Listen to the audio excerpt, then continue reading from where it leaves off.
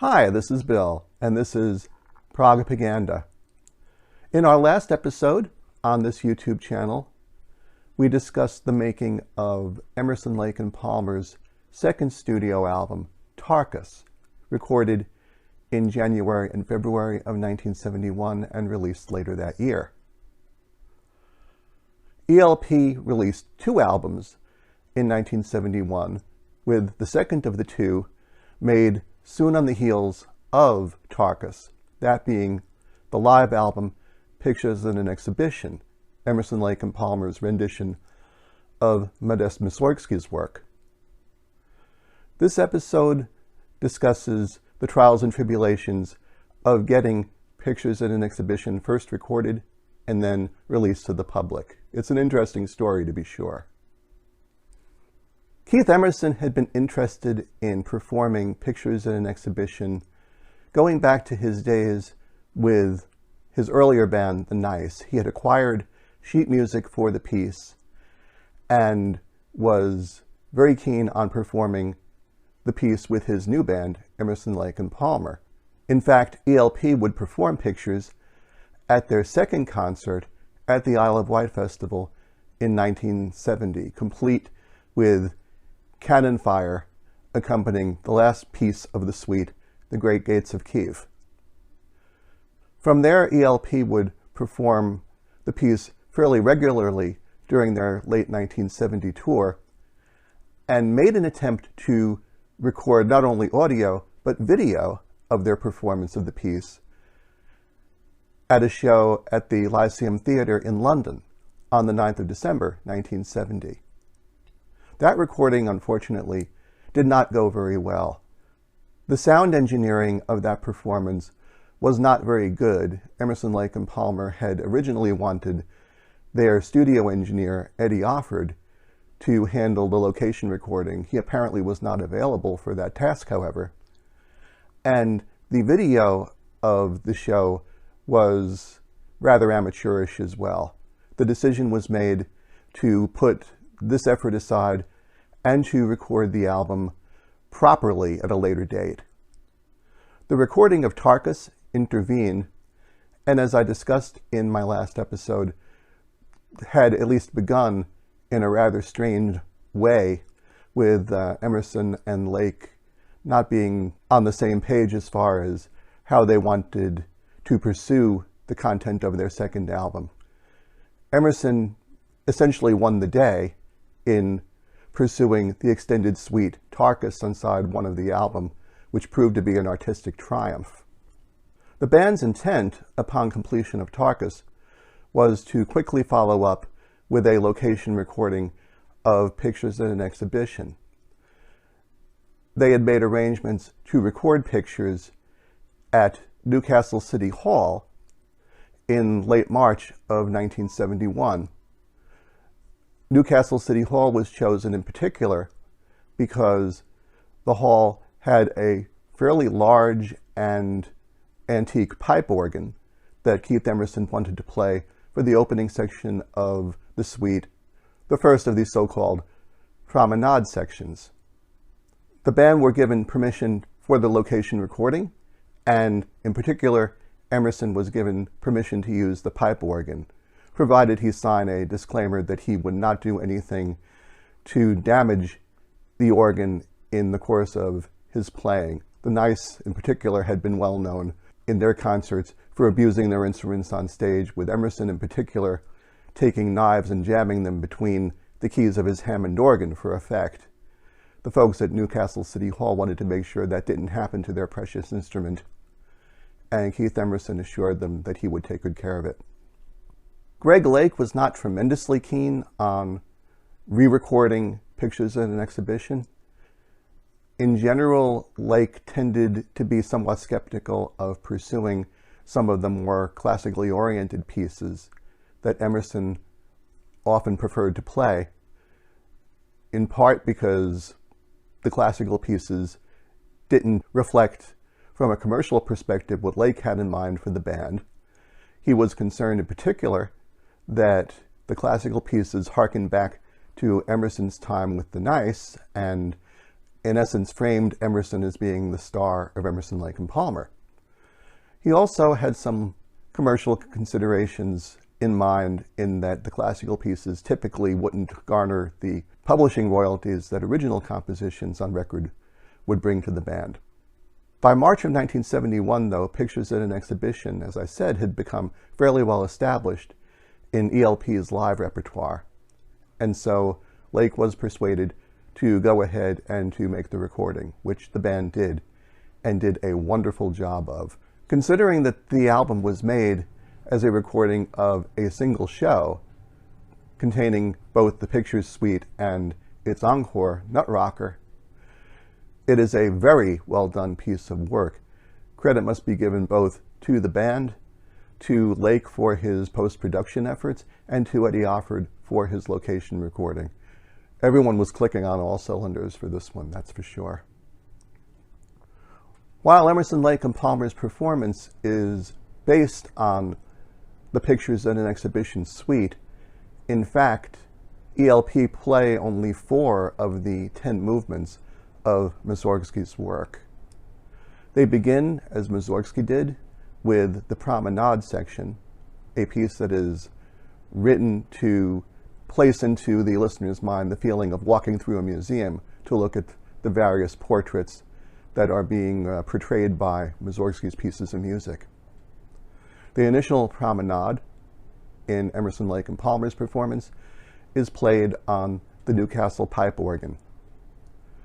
That proceeds to the second section, the Gnome, which was a challenge for ELP just simply from a physical perspective. The pipe organ's perch was situated a stairway away from the main stage, where Keith Emerson would be playing the rest of his music that night.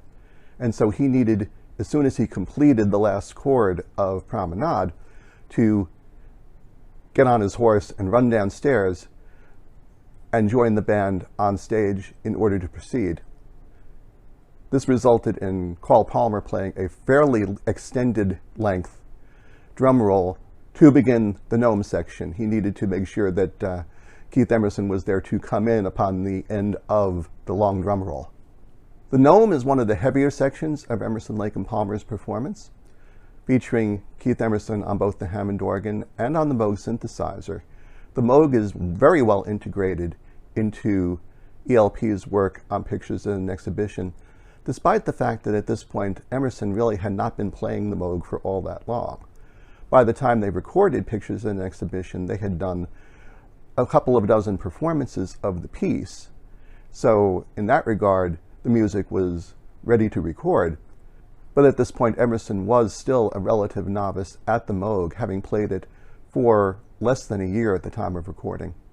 Lake participates in grand fashion on the Gnome as well, playing bass guitar, which is treated by both a fuzz box and a wah-wah pedal. From the Gnome, they transition into a second version of Promenade. This one is now played on the Hammond organ on a flute-like setting with Greg Lake adding lyrics. There's a brief Moog interlude that then connects that to the next portion of the suite called The Sage. The Sage is not a Mussorgsky composition. It is one provided by Greg Lake, who plays acoustic guitar in the song and sings lead. Lake's acoustic playing on this track is stunningly beautiful and very well recorded by Eddie Offord. The Sage transitions back to Emerson, now playing a Moog ribbon controller, to introduce Mussorgsky's piece, The Old Castle, which transitions first to organ and then transitions still further to a jazz-like composition that the band titled Blues Variation, which has a bit of a debt to some of the work that Emerson had done on stage with the Nice a year or so before, and has also been cited as taking some inspiration from the work of the jazz pianist Bill Evans. Side one of the album ends with Blues Variation, with Emerson doing a transition to the next section using Moog synthesizer, which is faded out, faded back in on side two to introduce the third and final playing of the Promenade section. This is a full band arrangement for this section. Promenade here is followed by Mussorgsky's piece, The Hut of Baba Yaga, which is one of the more frenetic pieces of music on the album. I've seen sheet music of this arrangement of The Hut of Baba Yaga, where the directions to the keyboard player on the sheet music are, play as fast as possible. And that certainly seems to be what Emerson and the band are doing here.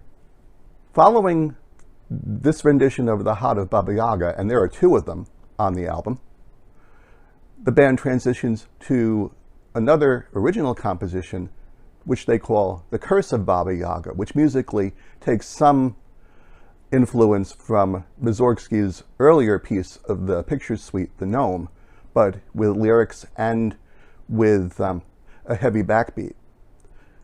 Lake introduces it with a theme from The Hut of Baba Yaga, where he plays his bass again through the fuzz and wah pedals, before he transitions to a more normal tone to introduce ELP's own song here, which is played again at very rapid speed before transitioning into a reprise of The Hut of Baba Yaga. The reprise ends on a long flourish from Emerson before transitioning into the final piece of the suite, The Great Gates of Kiev, which Greg Lake has provided lyrics for and does a fine job on here as well. There is a solo section of the performance where Keith Emerson and Carl Palmer basically take over. Palmer introduces it by playing a fairly large bell, in essence invoking the sound of the church. Emerson would, interestingly, in these early performances of The Great Gates of Kiev, not use the Moog synthesizer. He would integrate it later in the band's career. But in these early performances, he would instead use a performance tactic, which he also would use in his earlier days with the Nice. Hammond organs of the time were built with an internal reverb mechanism, a spring-loaded mechanism, which if you were to kick or to bounce the organ on the ground, it would cause the spring to bounce and make a very metallic, odd sound, as if two pieces of metal were crashing together, which really they were, in fact. Emerson used this to great effect in performances of The Great Gates of Kiev, often pushing the Hammond organ onto the floor, over his legs, and then using his legs to bounce the organ up and down, therefore causing the spring reverb to crash onto itself and make some very nasty crashing sounds. It was a very interesting effect, and as you can hear on the Pictures at an Exhibition album, it was something that the crowd would definitely respond to. One wonders whether Eddie Offord might have sweetened the crowd noise here just a little bit for effect. The band returns to complete the song, and the crowd reaction, again, is a monumental one. There's about a minute worth of applause and crowd noise before Greg Lake asks, and of course the crowd wants exactly that. There's a quick fade into the encore, Tchaikovsky's Nutcracker March, called Nut Rocker here, as it is in many ways based on the rock and roll arrangement of the Nutcracker March done in 1962 by a studio band called B. Bumble and the Stingers, arranged by the California music promoter Kim Fowley. Nut Rocker was a piece that Greg Lake didn't particularly like playing on stage. He termed it as old-time rock and roll, and in at least one famous instance was annoyed enough at the prospect of having to play it that he acted out a bit on stage in the performance of it, causing Keith Emerson to have a rather serious row with him backstage. Emerson provides the details on what happened there in his autobiography, Pictures of an Exhibitionist. I won't recount the full details here. Suffice to say, it is a piece, however, that despite Lake's reservations about it, tended to go over very well with the crowd as an encore.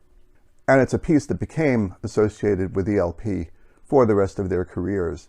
So much so that when Greg Lake made a guest appearance with the Trans-Siberian Orchestra on their 2009 album, Night Castle, that was the song that ultimately Lake made an appearance on with TSO on the record.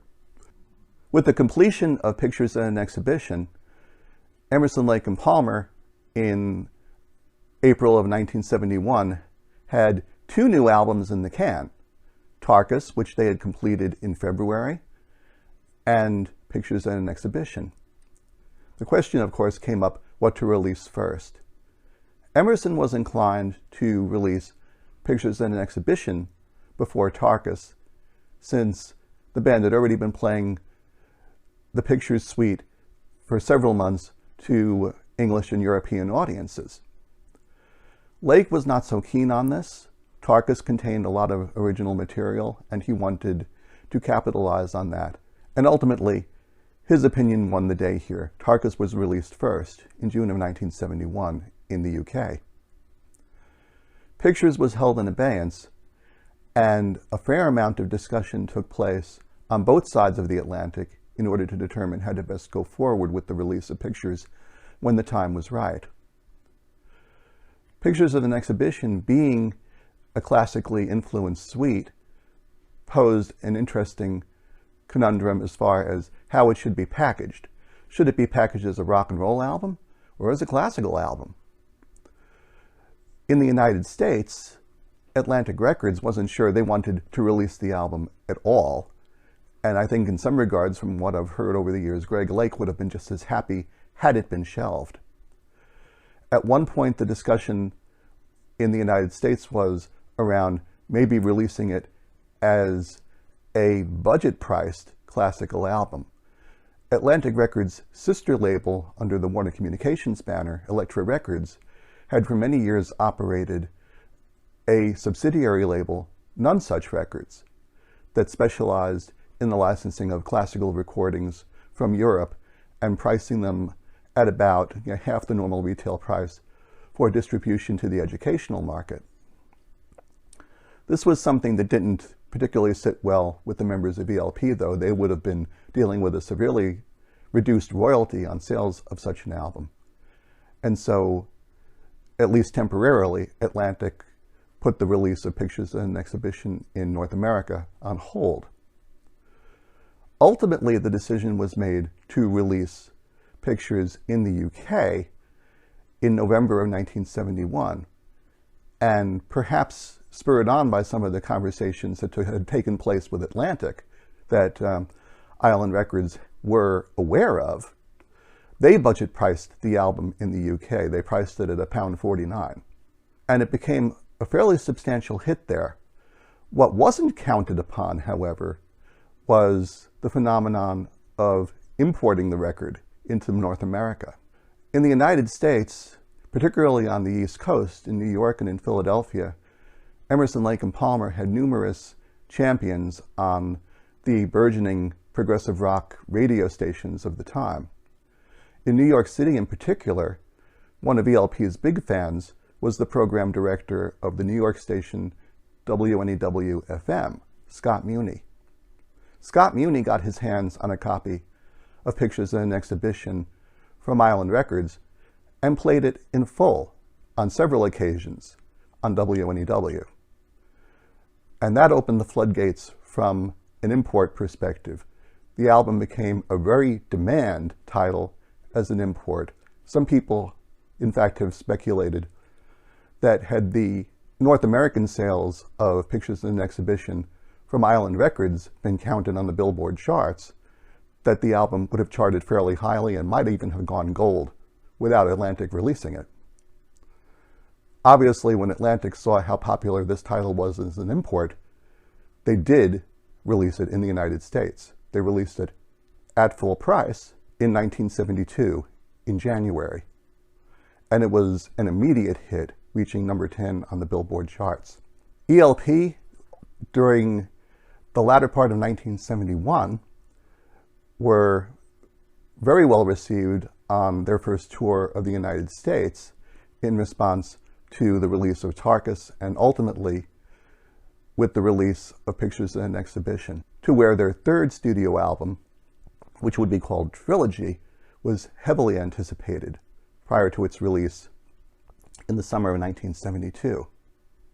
We will, in an upcoming episode of this series, discuss the making and release of Trilogy, as well as the making and release of the album that followed it, which was in no small manner influenced by ELP's experiences on Trilogy, their classic album, Brain Salad Surgery.